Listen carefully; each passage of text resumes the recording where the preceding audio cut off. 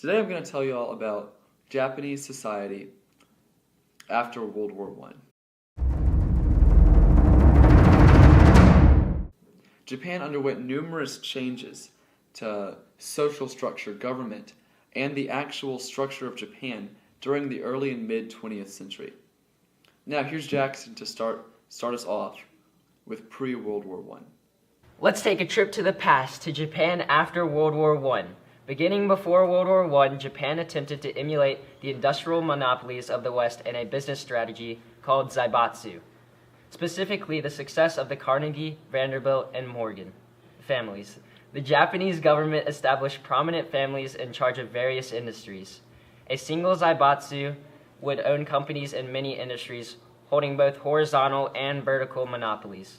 Zaibatsu rarely competed against each other.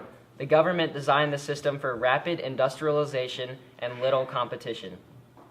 Zaibatsu developed after the Meiji Restoration of 1868, when the Japanese government began taking major steps to promote economic success. One example of this today is Yamaha, who manufactures everything from pianos to jet skis. These families controlled different industries, but all controlled a bank to finance their operations. Politics after World War I. After World War I, the powerful zaibatsu, which had much influence in the Japanese government, were able to increase their profits by exploiting the workers of Japan. This oppression, combined with the influx of outside ideals like communism, socialism, and universal suffrage, led to the creation of the Japanese Socialist Party and the Japanese Communist Party. The suppression of these groups and ideas led to more radical left-wing action and in turn even more suppression until the groups disbanded.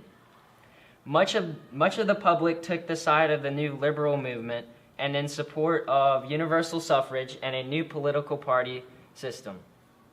The public discontent rose to such a level that in 1921 the Prime Minister Hara Takashi was assassinated by a disenchanted railroad worker.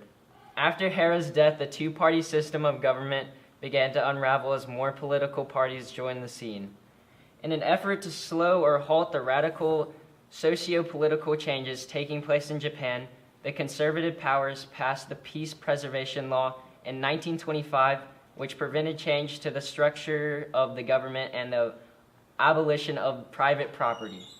This law tried to protect against the westernization of Japan. Western ideas, especially democracy, social welfare, and universal suffrage, threatened the way of life for the rich, powerful, and conservative Japanese. So they tried to prevent change to their society with oppression and laws. To combat rising leftist sentiments, the government cultivated a nationalist fervor among the public. Kokutai basically means national essence. In other words, what makes the Japanese Japanese?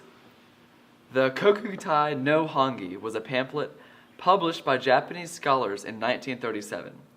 The Japanese Ministry of Education prompted the publication in order to define what it means to be Japanese and took major steps to advance its militarism and imperialism. The Japanese did this because of the increasingly Western influence in Japan. Japan, the country, was more important than any individual Japanese person, and we'll see this later in the unfortunate suicide fighter jet bombings, like kamikazes. The Great Depression began in the late 20s for Europe and the Western world. Japan's isolationist economic strategy, however, meant that this depression had little effect on Japan. Japan actually saw economic growth because of the zaibatsu approach. While Japan occupied many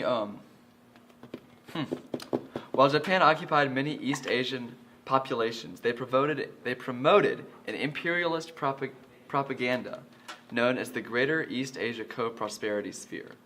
Japan's ignorance of the Allied powers' suggestions to not occupy these East Asian populations will eventually lead to their involvement in World War II. In 1931, Japan expanded its imperial agenda by invading the Chinese province of Manchuria. Japanese leaders wanted more space for a growing population and access to natural resources like coal and iron. The League of Nations, which was formed in 1920 primarily to prevent further aggression by Axis powers, could only write a report of condemnation against Japan, and thus Japan suffered no consequences. It was more like a slap on the wrist. They couldn't actually do anything. Japan's aggression in China continued with the rape of Nanjing in late 1937. Japanese forces captured the city of Nanjing, located west of Shanghai, and killed 90,000 prisoners of war. In the weeks that followed, soldiers raped, murdered, and tortured 300,000 citizens in and around the city. Once the destruction ended, the Japanese established Nanjing as the capital of their puppet government in China.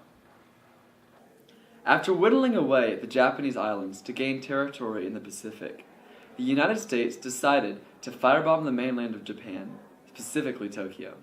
This bombing was very effective.